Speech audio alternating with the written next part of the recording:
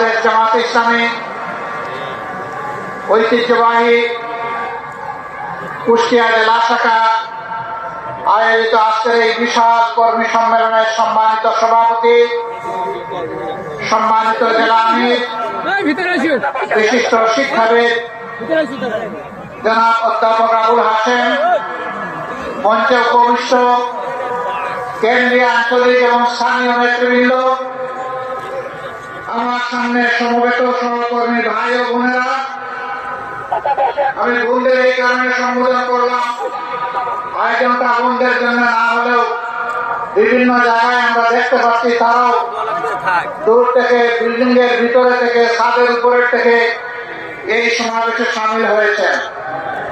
আমার সংগ্রামী সাথী বন্ধুগণ,